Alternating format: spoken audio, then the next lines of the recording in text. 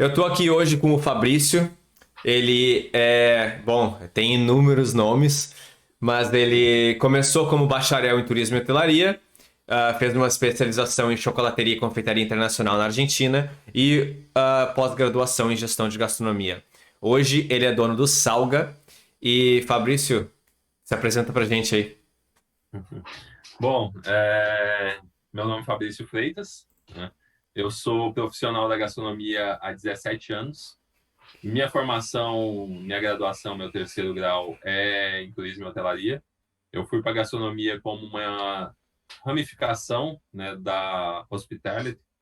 Então, eu estudei toda a minha base no Senac em Porto Alegre. Lá eu fiz auxiliar de cozinha, cozinheiro, padaria, confeitaria. Depois, especialização em chocolateria, cozinha internacional e confeitaria internacional na Mouse Sebes, na Argentina. Especialização em fermentação natural e panificação artesanal na Levan, em São Paulo. E nunca parei de estudar, até hoje, né? Hoje eu sou professor de gastronomia numa das maiores redes de ensino da América Latina, que é o IGA, Instituto Gastronômico das Américas, que é uma escola originária da Argentina, de Rosário, da cidade da Argentina. E no Brasil tem 72 unidades, se não me engano. Eu dou aula em duas unidades aqui no Rio Grande do Sul, uma em Porto Alegre e uma em Canoas. Sou consultor gastronômico também, já tenho no currículo aí umas 15 consultorias nas mais diversas áreas, em restaurante, confeitaria, pizzarias, padarias, enfim, que eu ajudei a montar o negócio e deixar em andamento. E, por último, há um ano eu sou sócio proprietário na Salga, que é uma indústria alimentícia voltada para a produção artesanal de panificação e de produtos carnes de charcutaria, onde a gente produz bacon, pastrame e tudo mais nessa parte de carnes. Que isso, Então, essa que apresentação. Isso, E, acima de tudo, amor à gastronomia, né? com Desde certeza. lá do passado. É E o que Fabrício, movimenta. conta pra gente como é que foi o crescimento como criança, adolescente e o contato com a gastronomia. Quando que tu olhou e falou assim, é isso que eu quero fazer e eu sou apaixonado por cozinha? Bom, minha família é uma família sertaneja, nascida na roça, no interior de Minas, família da minha mãe, e a família do meu pai do interior do Tocantins.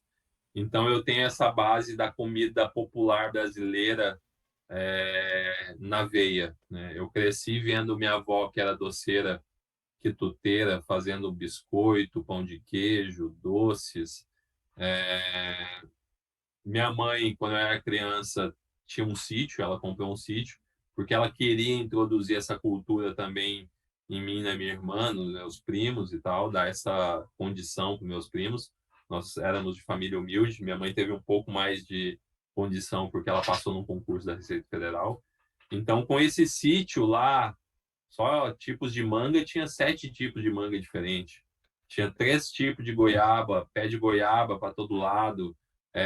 Muitas das verduras vinham desse sítio que a gente comia, Coisa, mandioca, batata, coisa que muito brócolis, cozinheiro nunca viu. nunca viu. Tinha plantação, tinha um bananal muito grande que vinha 3 tipos de banana para casa. Então, a gente criava galinha, criava porco.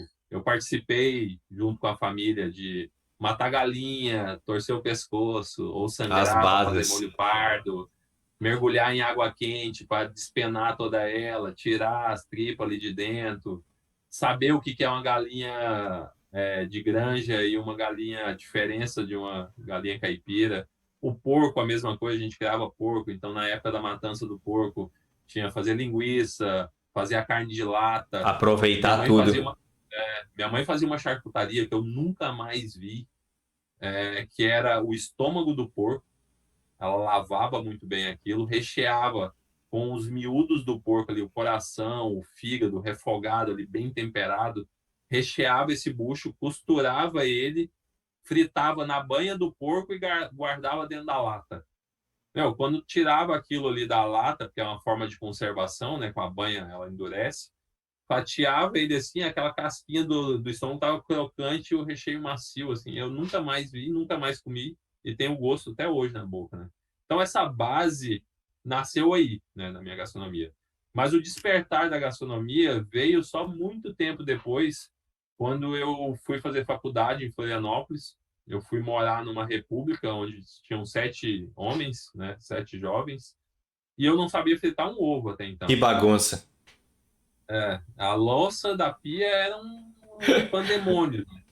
E ali eu vi que, meu, é louça eu não quero lavar. E já com saudade de cozinha da mãe, eu ligava para minha mãe e ela me explicava pelo telefone como fazer um feijão, como fazer o estrogonofe dela, o arroz, enfim, alguns pratos ali, que eu comecei a cozinhar para a galera na República. Eu vi que eles gostaram, eu falei, ó, então eu cozinho e vocês lavam. O problema da lavação de louça é com vocês. E aí o pessoal Já das tirou o outras teu.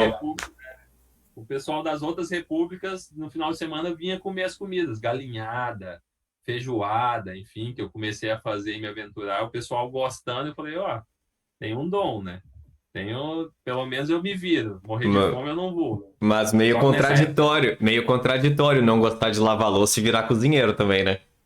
também, já tava me sentindo chefe já, né? Mas enfim, nisso minha mãe voltou, foi morar em Florianópolis, né? Ela morava em Goiânia, veio morar em Florianópolis comigo. E foi ela a primeira pessoa que me incentivou, me deu um estalo na cabeça, por que não? Tu não faz gastronomia? Tu tem jeito, tu gosta de cozinhar. E ali foi quando nasceu essa ideia de que a gastronomia poderia ser uma ramificação, talvez, de emprego.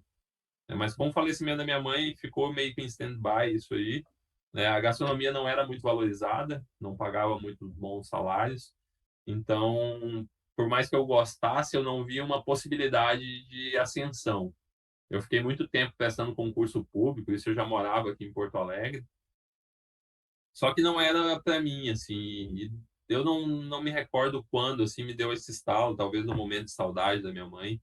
Me recordei dessa ideia que ela me plantou na minha cabeça de estudar, e eu fui atrás também com a ajuda da minha esposa, que me incentivou a cozinhar, porque ela já comia bastante minha comida, né?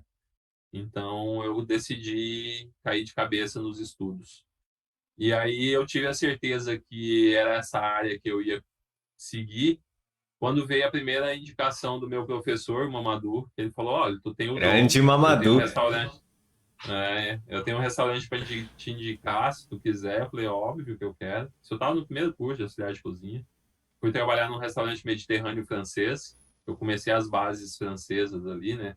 Fazer molhos à base de redução, caldos de cocção, cozinhar magret, confit, enfim, toda a base da cozinha francesa. E dali eu fui para o Sheraton, também por indicação do Mamadou, que era muito amigo do chefe Mauro, que era o chefe do Sheraton, onde nós trabalhamos junto, enfim. O Tive o Mamadou fez prazer de ter o uma. Mamadou fez a mesma coisa comigo. É, aham. E tive o prazer de trabalhar e cair numa cozinha muito saudável, né? Porque o chefe Mauro era uma pessoa muito humilde, assim, o Valdir, subchefe. Eles praticamente abraçavam a gurizada que entrava dentro da cozinha e realmente tinha paciência de ensinar, né? Não era aquelas cozinhas que a gente tinha ideia, assim, se escutava falar de gritos, quebrar cera e xingamentos. Então era uma coisa que o pessoal era muito família, assim. E com a indicação do Mamadou, que ele falou que eu tinha o dom, eu falei, não, é isso que eu quero. E o Sheraton foi minha maior escola, né? Lá dentro tinha eventos internacionais que eu pude ter essa troca com chefes do México, do Peru, da Tailândia, da Índia, enfim, e por aí vai, que foi cada vez abrindo mais a minha cabeça e me chamando para esse mundo da gastronomia, né? Mas não era Sensacional. muito bem pago, não. Mas até hoje o Brasil tem um problema É, os cozinheiros não são bem pagos até hoje. é. A gente vem de uma cultura ainda um pouco enraizada, menos agora, mas naquela época um pouco mais forte, de quem ia parar na cozinha era a pessoa que não tinha estudo, né? Então, a gente ainda tem que quebrar esse paradigma muito ainda. A gente está no caminho, mas tem um longo caminho para percorrer para chegar perto de uma Itália ou perto do Peru, que desde 2012 é o destino turístico Hum. mais visitado do mundo, gastronomicamente falando. E Fabrício, conta pra gente, tu falou um pouco sobre a questão de quando tu começou a cozinhar, tu viu que o cozinheiro era um trabalho muito árduo e teve um problema no relacionamento e tentou ajeitar a questão de trabalhar de segunda a sexta, que vai totalmente contra a cultura gastronômica e teve essa paixão por gastronomia depois que usou nas tuas consultorias. Por que chocolate? Da onde que veio o chocolate? E por que é uma coisa inesperada? Eu lembro que na época até me falaram assim: o Fabrício foi para a Argentina fazer um curso de chocolateria. E eu fiquei assim, mas por quê?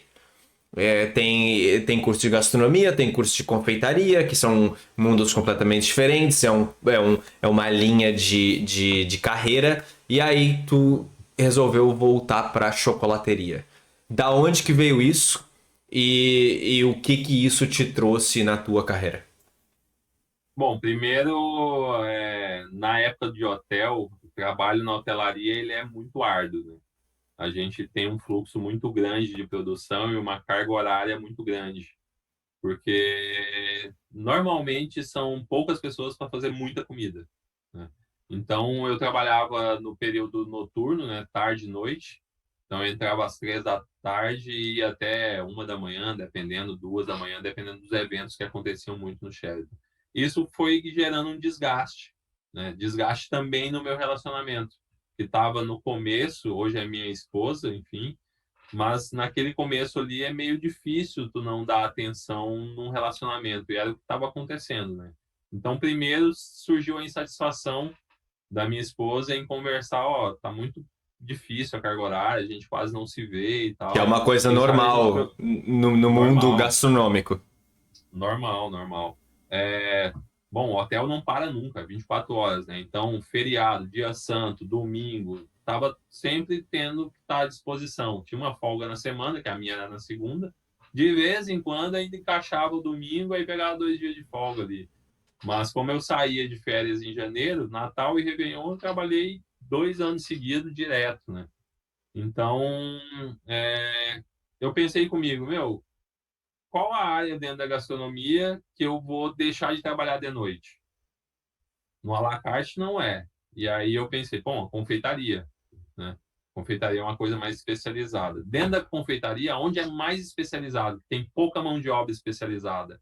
Eu sempre quis ser o cara especialista no negócio, né? Então eu me deparei, fui em busca de uma boa escola internacional para estudar. Queria ir para Cordon Bleu, só que a Cordon Bleu é um curso muito caro, né? Na França eu não falava francês, procurei de língua inglesa que eu sou fluente em inglês, né? Morei no Canadá há um tempo.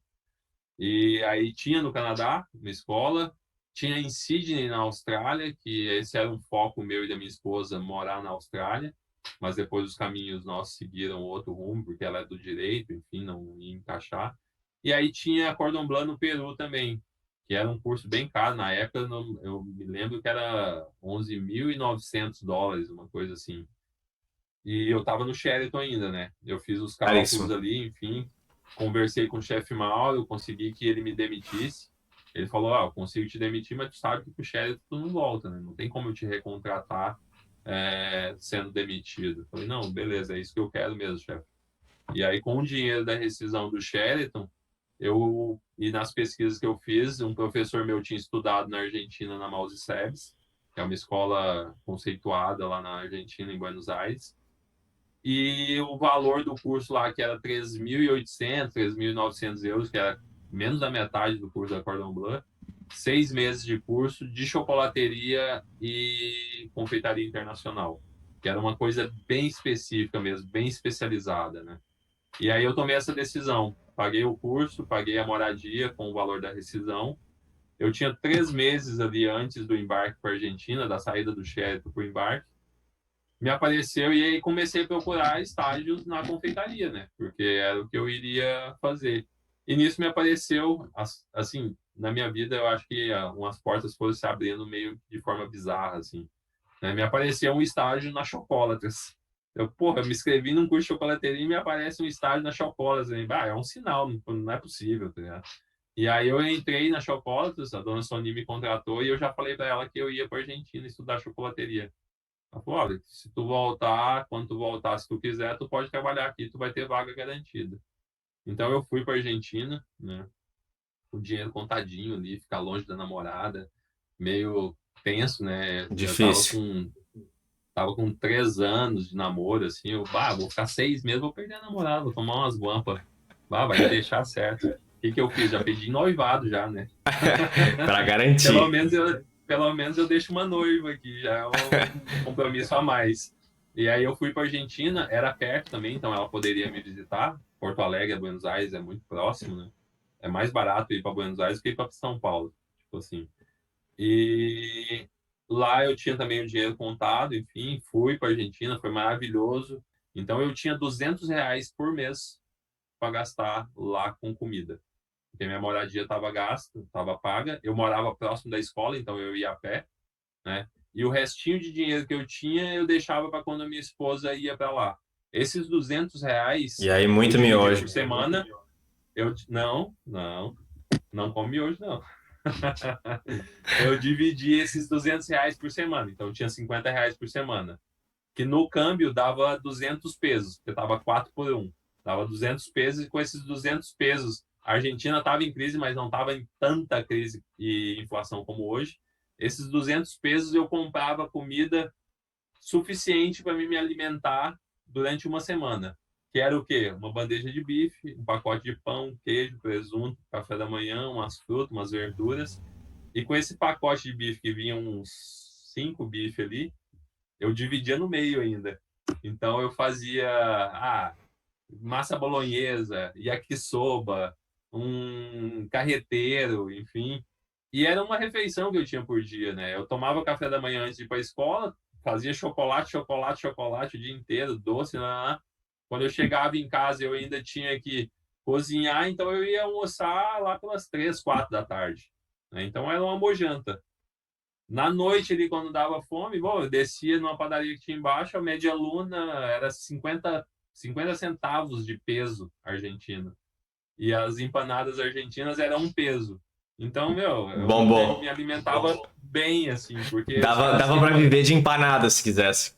E outra coisa que quebrou meu paradigma foi que argentino é chato, assim. Hoje eu amo a Argentina. Quando dá, Eram só argentinos na escola? não, tinha brasileiros também. Tinha mexicano, venezuelano, colombiano, enfim. Mas tinha alguns brasileiros, assim. Na minha turma tinha uma brasileira, que era de Curitiba. E na escola tinha uns 4, 5 brasileiros. Assim. A maior parte eram de língua espanhola, mas de outros países e muito argentino também. Argentina, Buenos Aires é uma cidade cosmopolita, gastronomicamente falando, é a França nossa aqui na América do Sul. Então eu sempre indico para meus alunos, meu, quem tiver Vai para oportunidade, quando Argentina. você tiver, vai para Argentina e São Paulo. São as duas mecas que a gente tem aqui gastronômica, que fica na mesma distância. Então vocês vão ter assim uma experiência gastronômica muito grande nas duas, sendo que Buenos Aires ainda tem a cultura italiana e francesa muito grande na gastronomia lá, né? Então, me abriu a cabeça. Quando eu voltei, antes de eu voltar para o Brasil, eu mandei um e-mail para a dona Sony perguntando se a vaga ainda estava ali. E ela Tava de falou: não, pé. tá a vaga e é para assumir a confeitaria. Quanto tu quer ganhar? Eu, opa, Quanto tu tá quer me fazendo ganhar? Essa aí eu tá, nunca tá, ouvi. tá me fazendo essa pergunta é porque realmente eu sou único, né? Porque a pessoa não vai fazer isso se ter outros especialistas em chocolateria. Porto Alegre é uma província, eu brinco assim, porque é um mercado bem restrito, né? É uma cidade grande, mas ainda falta Se, muita. se tivesse que falar naquela época e agora, quantos especialistas em chocolates tem em Porto Alegre? Naquela época eu acho que não tinha nenhum, velho. E hoje em dia? Especialista. E eu digo porque quando eu voltei de lá e fui trabalhar na Chocolatas, eu queria muito trabalhar na Harold, na Nug Bauer, que Empresa eram grande. fábricas é, no food service grande de chocolateria, né? E eu fiz entrevista nessas empresas. Na Harold, por exemplo, eu cheguei a ser entrevistado pelo cara que ia me treinar, assim. O gestor geral, o pica da galáxia lá dentro, falou: Meu, por mim tu tá contratado. Só que tu tem que fazer uma entrevista com o responsável pela região sul, que eram os 3 estados, né? Paraná, Santa Catarina e Rio Grande do Sul. Ele fazia os 3, e eles queriam setorizar. Então eu ia ficar no Rio Grande do Sul. E esse cara não tinha o curso de chocolateria. Pra tu Eu ver. só não consegui essa vaga porque eu fui tão de peito aberto e falando para ele do curso, que era muito bom. Ele falou que queria cursar também e tal, mas não tinha como ele ir, porque ele tinha filho e tal. Que eu acho que aí o cara me tesourou. Porque Porque ele viu tu ia que virar eu o tinha um chefe curso que ele não dele. tinha. Tu ia virar o chefe dele logo logo. Aham. E aí não deu certo de. Mas aí eu tive a certeza que, bom, eu fiz a escolha certa. E hoje em E me deu dia, base na confeitaria, né? Me deu uma base na confeitaria muito grande. hoje em E dia, hoje em dia, quantos especialistas em chocolate tem em Porto Alegre, por exemplo? olha, não sei te dizer ao certo, mas hoje já se tem a Barrica Libu aqui, né, no Rio Grande do Sul também. Inclusive, eu fiz entrevista para eles também. Bem na época que eu ia abrir o meu restaurante, eu fiz entrevista com o gerente geral da Barrica Libu aqui na região sul. E ele falou: Meu, tu é o cara para vaga. Tu vai trabalhar com a gente. E aí eu falei para ele: Ó, eu tô abrindo um restaurante. Qual que é o horário? Eu pretendo trabalhar no meu restaurante de dia e trabalhar na Barrica Libu de tarde. Ele falou: Esquece. Eu preciso ter de tu full time, infelizmente. E aí Eu, não deu. eu não peguei um trabalho agora por causa disso. Porque eu fui pra entrevista, fiz 4 entrevistas para ser chefe executivo de uma rede de escolas, para ser virar merendeira. Uma rede de escolas. E fui contratado, assinei o contrato, estava tudo pronto. E aí a gente conversando, eu falei pra eles que eu tava cursando engenharia de alimentos. E eles falaram, não, então se tu vai continuar cursando, não vai poder, porque tu não vai estar 100% focado no trabalho. E eu falei, eu achei um absurdo. Eu falei, como assim, um absurdo? Eles falaram, se tu tá numa faculdade, tu tá fazendo tudo isso, tá estudando, tu não vai ter tempo pra gente. E eu falei, bom, eu acho que dá, mas eles acharam que não dava. É, foi mais ou menos a minha linha de pensamento também. Mas hoje deve-se ter um pouco mais de especialistas em chocolateria, porque uma Chocolate se tornou uma rede bem grande aqui, de franquias, enfim. E o chocolate hoje está mais presente nas confeitarias. Naquela época não era muitas tortas, por exemplo, de entremê, de mousses.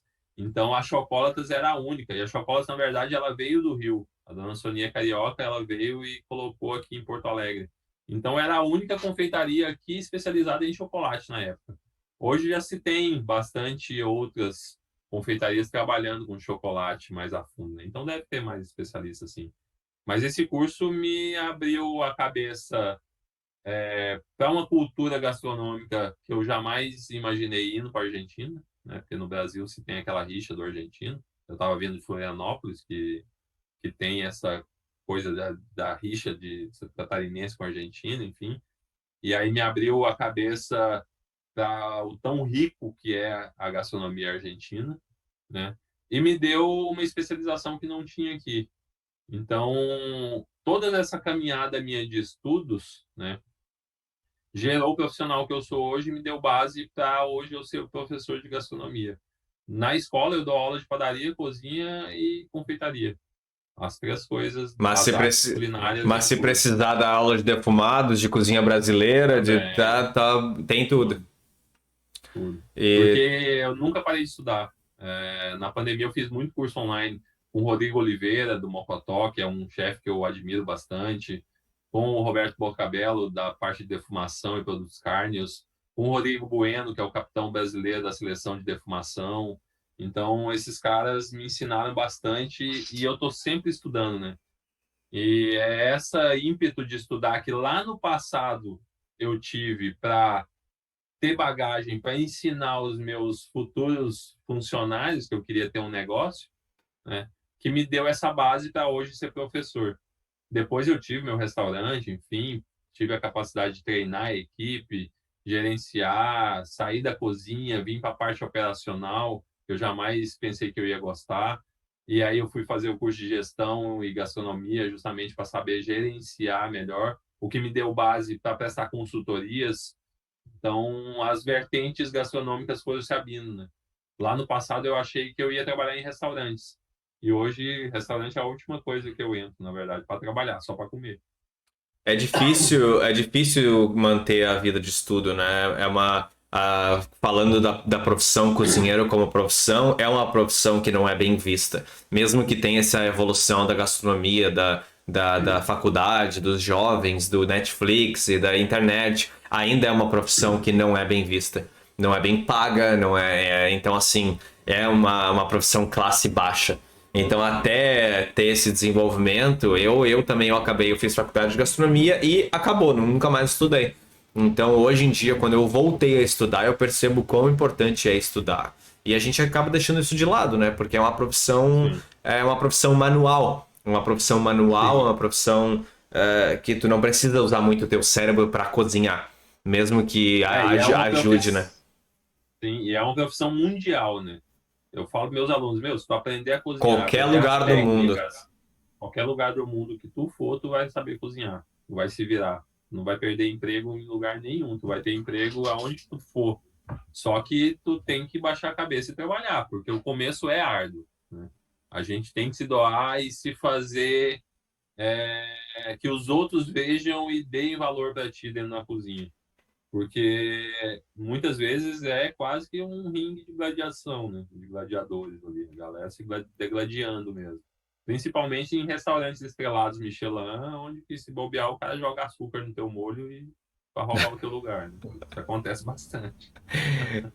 Eu passei muito por isso aqui na Austrália, porque eu cheguei aqui e o pessoal chega aqui assim com formação do Brasil, médico, advogado, dentista, enfim, e chega aqui aquela história de imigrante, né? Vai limpar a privada, vai servir cafezinho, vai varrer, vai trabalhar de pedreiro. Então, assim, como eu já era cozinheiro no Brasil, eu cheguei aqui e comecei a cozinhar. Então, essa questão que tu falou de assim, qualquer lugar do mundo que tu for, tu nunca vai passar problema, porque sempre vai ter alguém que tá no perrengue no restaurante e precisa de um cozinheiro para cozinhar. Exato, exato. Tu já explicou do trabalho garantido, do estágio Uhum. e da consultoria, que tudo isso foi muito bom, mas assim, até hoje em dia, o que que isso te trouxe, além da consultoria, além do conhecimento, o que que isso te dá para mostrar para as outras pessoas, assim, o que que o nome chocolateiro e essa especialização, as portas que te abriu e o que que isso hoje em dia te traz? Uhum. Primeiro de tudo, me deu o meu primeiro cargo de chefe, né? De chefia. Porque antes de eu voltar da Argentina, no último mês ali, não lembro quantos dias antes, semanas, eu mandei um e-mail para dona Sony, falando, ó, tô voltando, aquela proposta tá de pé, né? Porque eu não sabia se estava de pé ainda. Ela falou, não tá de pé. E ela falou, quanto tu quer ganhar para Nossa, assumir, para assumir a confeitaria? Então eu passei, lembra que eu falei que eu ganhava R$ 850 no Sheraton, né? Eu fiquei pensando, quanto que eu vou pedir, tá ligado? E eu já foi sabia que, interessante.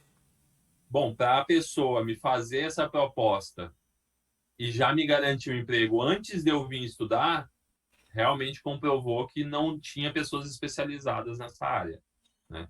Então eu pensei nisso, eu falei, agora eu vou chutar. Eu quero R$ 2.500. Na hora ela topou. Então, quer dizer, eu passei de R$ 850 para 2.500. Falei, Depois poxa, do tô ganhando. curso. Bah, devia ter chutado Quanto, mais, né? Porque quanto, quanto, quanto foi o curso?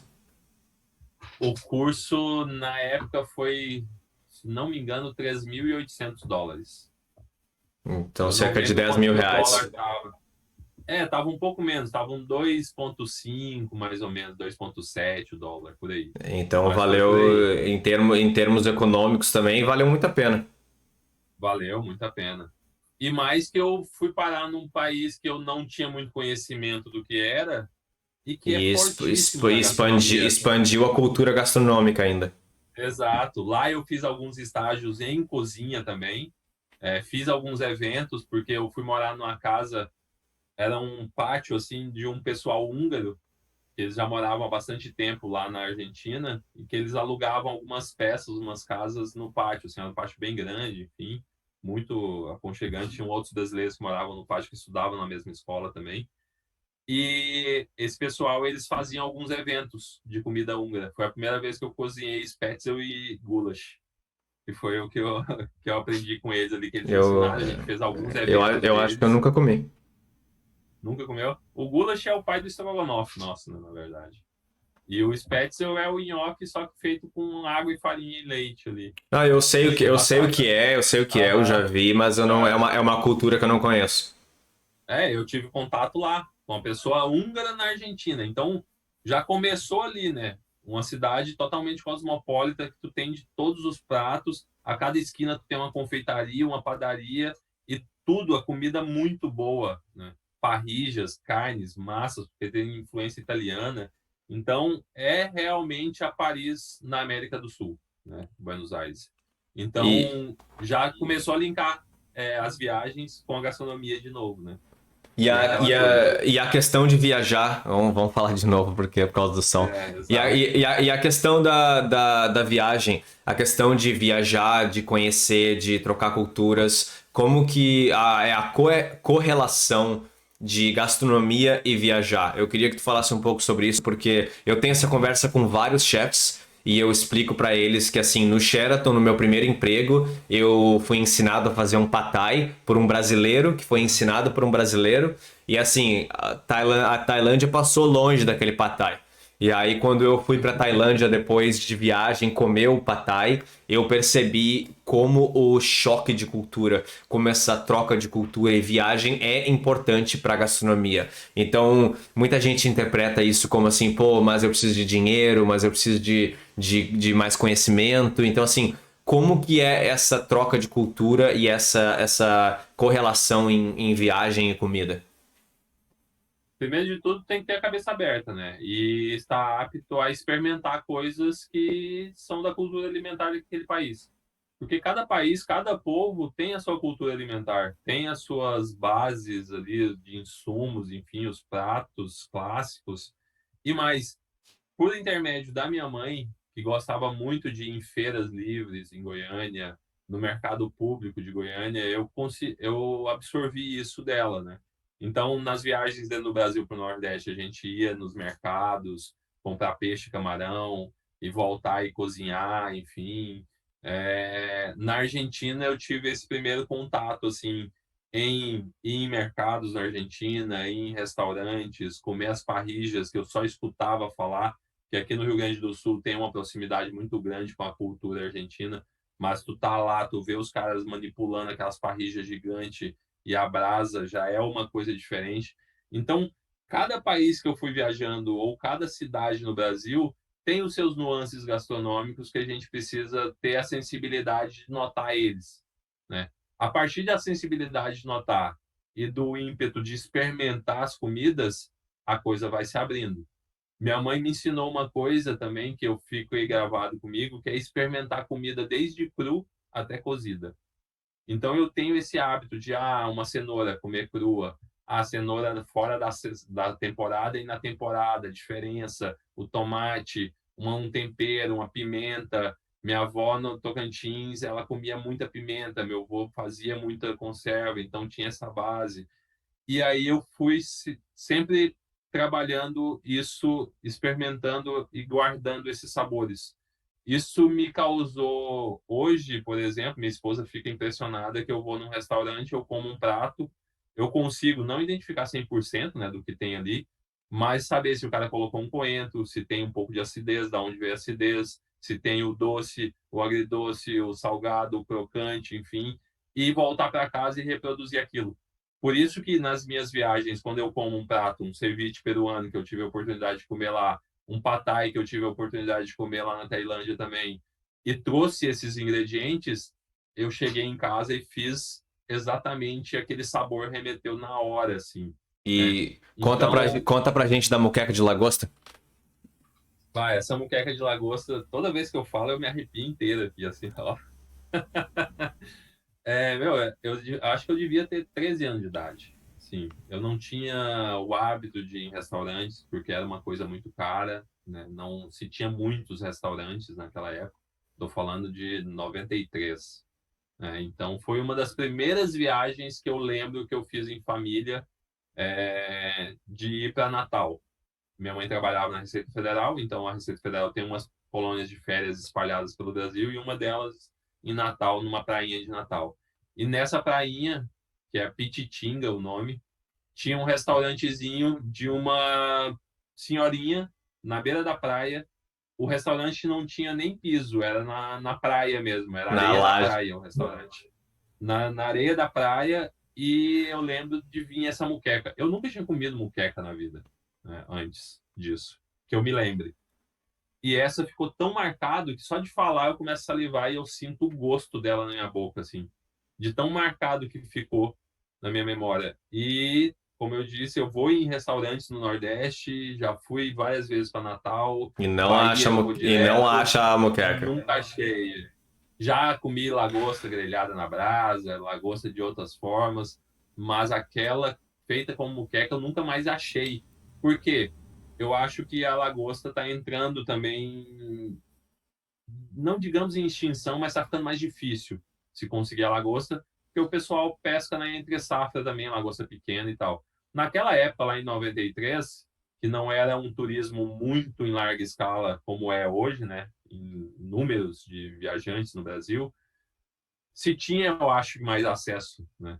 Porque eu lembro que nessa moqueca de lagosta, meu, tinha muito rabo de lagosta dentro de uma E panela. a lagosta tá cara no Brasil também? Porque aqui é um absurdo. Tá. Não, tá caríssima e é muito difícil de encontrar. Tanto que eu já fui assim, ó, no mínimo umas 10 vezes depois dessa em 93, umas 10 vezes pro Nordeste, no mínimo, e nunca encontrei uma muqueca de lagosta. Encontrei outros pratos, mas muqueca nunca encontrei. Mas Porque e justamente eu também acho se que encontrar, vai falar que é lagosta, tá. mas vai ser uma enganação ali. Não, e outra, depois que tu cozinha o rabo da lagosta, ele vai encolhendo, né? Então, para tu ter volume de carne dentro da muqueca, tem que ter muito rabo de lagosta ali, porque não era o rabo com a casca, era só o filé da lagosta dentro. E foi a primeira vez que eu comi lagosta, eu nunca tinha comido lagosta. Se fosse outra criança que os pais não incentivassem a comer, experimentar as coisas, não teria comido, né? Mas minha mãe sempre teve esse ímpeto de fazer a gente experimentar. Então, viagem e gastronomia, para mim, tem tudo a ver. Hoje eu não consigo imaginar viajar para um lugar e comer as mesmas coisas que eu como aqui no Brasil. Como eu tenho amigos, por exemplo, inclusive um que foi comigo para a Tailândia, porque eu me casei na Tailândia, né, eu e minha esposa. E aí foram 13 amigos juntos. E tem um deles que não se adaptou com a comida tailandesa. Ele comeu hambúrguer a viagem inteira. Então eu não me imagino fazendo isso de comer hambúrguer num país que tem uma cultura gastronômica que para mim foi outro choque junto com a cultura peruana. Para mim foi um choque assim, porque meu, eu comia comidas excelentes em banquinha de rua, A Tailândia porque é mágica. é surreal, é surreal. Eu quero muito voltar para lá ainda. E na época as passagens estavam muito baratas, né? Porque aqui no Brasil agora a passagem para Tailândia é Agora, 7 mil, 8 mil mas reais. agora tem outra questão também, a questão do petróleo, mas enfim. É. Eu esqueci. Mas para mim tem tudo a ver com. Tem três coisas que eu linko em viagens, que eu e minha esposa a gente gosta e aprendeu a gostar juntos. Que é praia, gastronomia e história. Então, nesse tripé, a gente mescla a É, ida em museu, visita centro histórico, mercados públicos e restaurantes. É eu vou te isso que a falar gente que no gosta de fazer. colégio eu nunca fui bom em história. E hoje em dia eu sei muita história sobre muita coisa por causa das minhas viagens. E responde essa pergunta: cozinheiro que não viaja, tem como ser um bom cozinheiro? Vai ficar um pouco limitado. A pessoa vai ter que ter mais força de vontade. Porque hoje a gente tem a mídia muito fácil, né? O acesso à mídia. Então, se a pessoa é dedicada, e se ela tem outras dificuldades, tem família para sustentar, filhos, enfim, através da internet, do acesso, ela tem digamos, um 10%, assim, um 20% do que é uma cultura alimentar de um país, né? Mas 100% só indo no país e estando no país, tá? Além de tu poder provar, ver as pessoas locais fazendo, é sentir o cheiro e escutar o som da comida, né? Isso tu só E, vai conseguir indo no lugar. e o Fabrício daqui pra frente, qual é o futuro do Fabrício? O que a gente pode esperar? O que vai acontecer daqui para frente?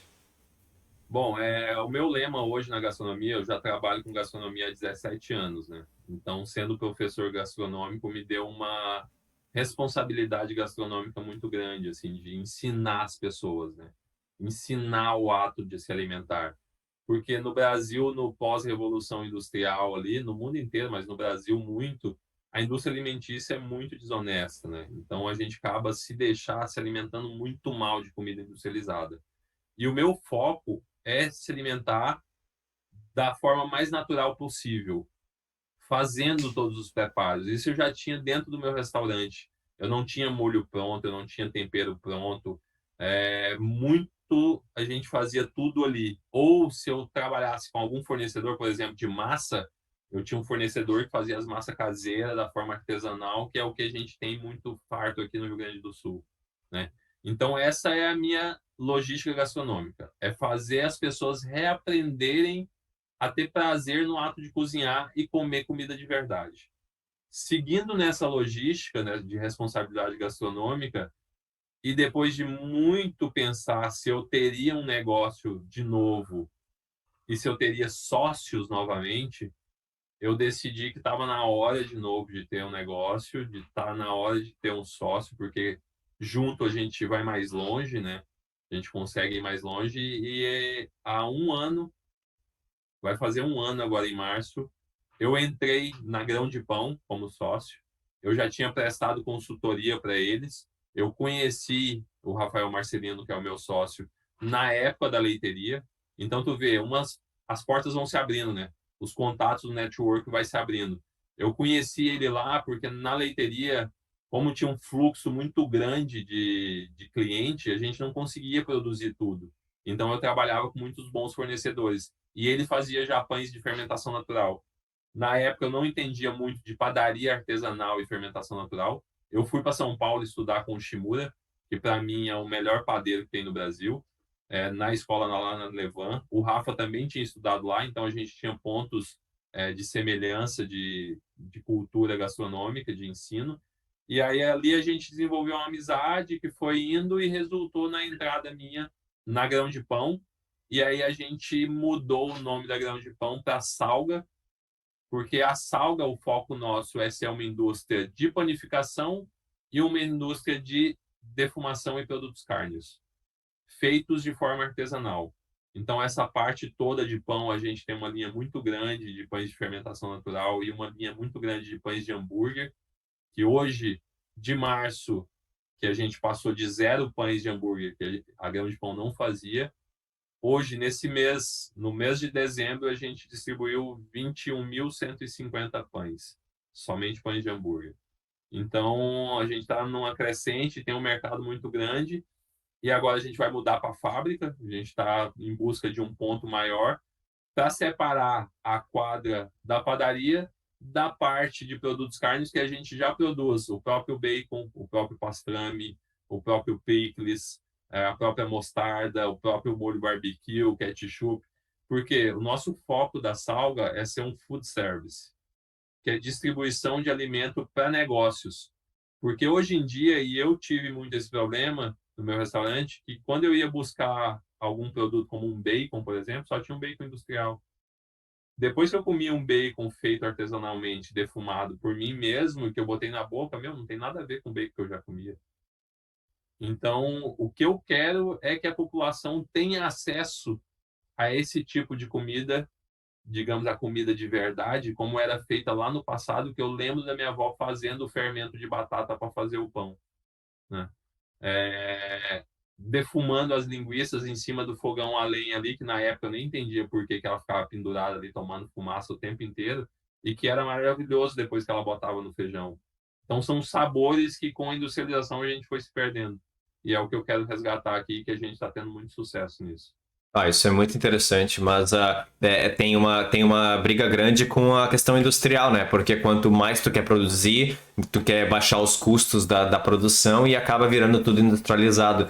Então, nesses últimos 3 anos, eu percebi uma tendência mundial agora em voltar às raízes, né? Então, tá todo mundo agora voltando. A questão do bistrô na Austrália tá voltando também, que não existia mais. Então hoje em dia tu sai pra comer num bistrô, tu come steak poavre e massa folhada, coisa que todo mundo tinha esquecido que existia, porque é uma coisa muito antiga, anos 80, e não tem mais, ninguém mais tem tempo e saco e paciência de fazer essas coisas. Mas assim, comer um beef Wellington é uma das melhores coisas que tem no mundo. Mas agora, fazer massa folhada, enrolar beef Wellington, assar, ninguém mais quer fazer isso, entendeu? Então, assim, mas essa questão cultural de voltar às raízes da gastronomia tá virando moda de novo. E eu acho que a gente tem um futuro bom aí. E conta pra gente. A gente tem um acesso à informação muito fácil hoje, né? E seguido a vários problemas alimentares que a industrialização foi causando, as pessoas estão se ligando Tem uma a necessidade de voltar. voltar. Exato. Então, são duas frentes, né? Uma é a população querendo se alimentar de forma melhor, só que ainda é muito caro, né? Vide produtos orgânicos, enfim, produtos de restaurantes que Até fazem toda a base. até produtos veganos. É, Eu comi alguns é, hambúrgueres veganos maravilhosos, mas o custo do hambúrguer é muito alto. exato. E frente a isso, por que que tem um custo muito alto? Porque tem um lobby da indústria alimentícia muito forte, né? Principalmente aqui no Brasil.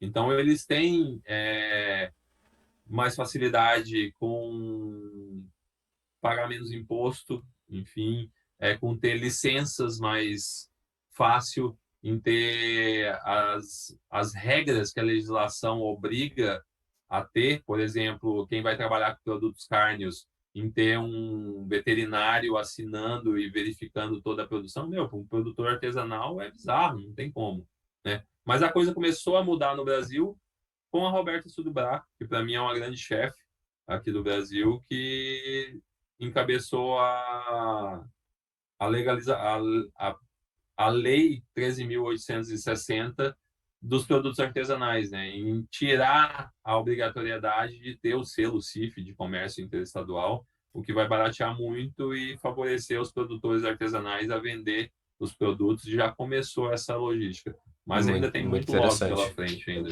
Muito interessante, eu Né? não sabia disso. E, Uhum. Fabrício, só tem um prato para comer na vida, não tem mais nada, só pode escolher uma comida, um tipo de prato ou qualquer coisa que tu escolher para botar na tua frente e não pode mais comer nada, só aquilo. O que que seria o prato do Fabrício? A gastronomia é uma coisa muito afetiva, né? Que linka e traz memórias. Bom, eu falei da muqueca, eu poderia citar ela, né? Mas não é uma coisa muito acessível, porque eu nunca mais encontrei, eu vou ter que fazer de novo. Mas se eu pudesse, assim, ó, um prato e que me traz muita memória afetiva das raízes da minha família, que eu já executei várias vezes e que tem, assim, ó, uns 13 anos que eu não como, é uma boa pamonha feita de forma caseira, bem molinha, Feita pela escolhe o avó. milho. Eu já participei dela, né? Então eu quero fazer aqui ainda. Só que tem toda a logística de escolha do milho, né? Tem muita gente que não sabe o que é uma pamonha, né? É um milho novo. O que significa o milho novo? A espiga dele ainda está meio branca, porque é uma fase do milho que ele tem muito amido ainda na composição ali, né? Ele não amadureceu por completo. Se rala esse milho, peneira para tirar a casca do milho, então fica só aquele caldo muito rico em amido. E aí aquilo é temperado, né? Refoga um alho, uma cebola, tempera ali, enfim, cheiro verde, pimenta de cheiro, faz aquela massa de milho ralado. E aí na própria palha da pamonha se enrola ela de uma forma que vira um copinho, tu despeja ali, fecha com a outra palha, amarra e cozinha em água, né? E aí o tempo de cocção é deixar ela bem molezinha. E na minha família a tradição era o quê? Servir ela com um frango caipira refogado ali até ele fritar, ficar bem douradinho, e aí coloca um caldo ali, uma água, açafrão, pimenta de cheiro, cebola, alho, e fica aquele caldo com o frango bem cozido e tu joga por cima da pamonha, assim, tá louco. Olha, eu já comi muita pamonha, mas do jeito que tu descreveu, com sendo o milho novo e um pouco mais branco que tá abrindo, então eu acho que eu nunca comi uma pamonha original na vida. Porque do jeito que tu descreveu, eu falei assim, olha, isso aí eu nunca, eu já comi muita pamonha e eu gosto muito de pamonha. Agora, do jeito que tu descreveu, eu acho que eu sou virgem de pamonha, então. É. Para ter noção, lá em Goiânia é uma cidade nova, né? Relativamente nova. Goiânia deve ter 97 anos. Né? Comparação com 400 e tantos anos de São Paulo e 200 e poucos anos de Porto Alegre, é nova. Então tem muitos esses hábitos caipiras. Eu lembro que na feira, na época do milho, se comprava o milho de caçamba, carreta. Era de meia saca, de um saco, enfim. E aí minha avó ia na feira para escolher o milho. Então ela experimentava ali, via, não, esse tá bom, comprava um lote de milho, levava para casa e era a família inteira ralando. E aí tinha as variações de pamonha, né? A com queijo Minas dentro, a com linguicinha, a pamonha doce, enfim. Aí no outro dia ainda tinha a tradição do quê? Como o amido, quando ele tá quente, ele tá mole. Ele esfria, ele endurece. Então a pamonha ia para geladeira, ela ficava dura. Eu já não gostava muito dessa pamonha requentada, digamos assim. Minha mãe pegava, fatiava ela e fritava. Virava É, um bolinho de milho frito. eu pensei nisso, fatia e dar uma grelhada assim os dois lados com manteiga e Ah, deve tá dar uma louco. delícia. Fritava na banha de porco ainda, ficava uma casquinha crocante em volta, assim, nossa. É E isso, a gastronomia é memória afetiva e memória gastronômica, né? A gente remete a coisas do passado ali, memórias de uma viagem, de família, de um encontro de família, de momentos, enfim, que traz a recordação e aviva a flora na cabeça na hora. vamos fazer ao contrário agora, o prato para servir. Eu sei que tu já passou por todos os Uhum. tipos de estabelecimento, todos os tipos de curso e todos os tipos de cozinha, mas agora eu quero saber assim, tu tá na final do MasterChef e tu precisa colocar um prato na frente do jurado que vai definir se tu é o campeão. O que o Fabrício faria? Bah, essa pergunta é complicada, hein? Eu tô me puxando. Ó, no MasterChef eles mais ou menos te direcionam, né? O tipo de proteína, enfim. Não, tá, Mas eu é gosto muito. livre, é livre. Livre, é livre, é livre. Tem que colocar no prato um negócio que alguém vai comer e falar assim, meu Deus. E pode ser um pedaço de pão, uma barra de chocolate. Aham, Eu quero saber o que tu colocaria no prato que a pessoa que tá te julgando comeria e fala assim, acabou, ele é o campeão. aham. Bom, eu gosto muito da mescla dessas culturas todas alimentares, né? E mais do que isso, das técnicas que eu fui aprendendo nesse longo da vida da gastronômica. Mas a minha base é a comida brasileira. Eu acho que a nossa gastronomia é uma das gastronomias mais ricas que tem no mundo, assim. Não digo a mais, mas está entre as mais, porque a gente tem uma diversidade muito grande de insumos, né? E mesclando essa diversidade com técnicas e com outras culturas gastronômicas, eu iria muito no trabalho com peixes, que é uma coisa que eu gosto de cozinhar bastante, assim, principalmente os peixes de rio. A farofa brasileira tem uma gama muito grande de se trabalhar diferentes tipos de farofa, com diferentes tipos de milhos, de farinhas, na verdade, que a gente tem aqui, de mandioca flocada, de puba, de farinha de milho flocada ou não também. E Eu iria bem nessa. esse peixe seria na grelha, seria na frigideira, seria assado? Eu iria para a técnica que é uma técnica milenar brasileira, antes do descobrimento do Brasil, que é a técnica do moquém, que é uma técnica de defumação que os indígenas usavam bastante. E para isso eu acho que eu iria no pirarucu defumado na técnica do moquém, assim. O moquém é uma armação de bambu, onde se faz o fogo embaixo, e aí é colocado o peixe em cima ali, cercado por folha de bananeira, e tu consegue defumar ele. Se consegue fazer isso em restaurante, por exemplo, numa prova de MasterChef, se consegue defumar e fazer essa armaçãozinha ali com gravetos de árvores frutíferas, dá uma defumação num filé de peixe virado com até ele pegar o cheiro, o gosto da fumaça e depois grelhado ele para criar a reação de Maillard ali e ficar numa textura crocantezinha externa e aquela coloração dourada ali, né? Junto com isso, eu iria com um molho à base de um tucupi com leite de coco ali, E quase a, puxando para uma moqueca e a saborizada farofinha? com tucupi e uma farofinha. Eu acho que eu Então, iria por esse lado aí. totalmente brasileiro, totalmente Aham. 100% brasileiro. Show de bola. E última pergunta é uma dica, conselho, conversa, o que tu interpretar para os cozinheiros que estão começando agora. Então, independente da idade, a pessoa começou agora e quer seguir carreira na gastronomia. Qual seria o conselho que tu daria para essa Ah, pessoa?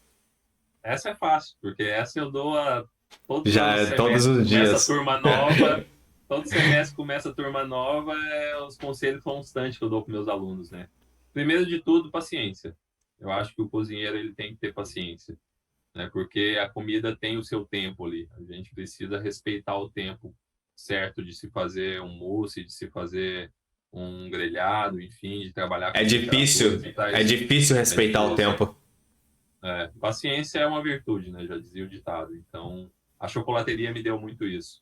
Paciência na cozinha, né? Primeiro de tudo, e depois ter noção que o caminho é árduo, né? Então não desistir.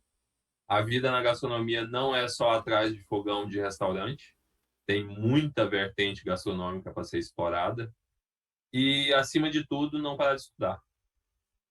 Essa é uma coisa que minha mãe me ensinou, assim, que durante um tempo eu fiquei bastante tempo sem estudar, principalmente na época louca de restaurante, do Sheraton, enfim. Apesar de eu estar estudando no Senac ali, fora do Senac, fora de sala de aula, eu não estudava, não tinha tempo.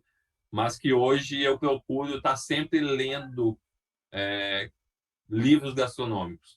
Não livro de receita, porque receita, depois que a gente domina a técnica, a receita a gente tem um monte aí na internet, a gente vai buscando, pesquisando. Mas livros de história, história da gastronomia, ciências gastronômicas, entender as reações que acontecem dentro da cozinha com o alimento. Então, isso fortalecer a base. Eu falo com meus alunos que assim, ó, a prática não é nada sem a teoria. Então, as duas coisas têm que caminhar junto. Tu tem que dominar a teoria para dominar a técnica na prática. Então, seguindo essa linha aí, eu acho que tem grande chance do cozinheiro se dar bem. Show de bola, muito obrigado. E é isso aí.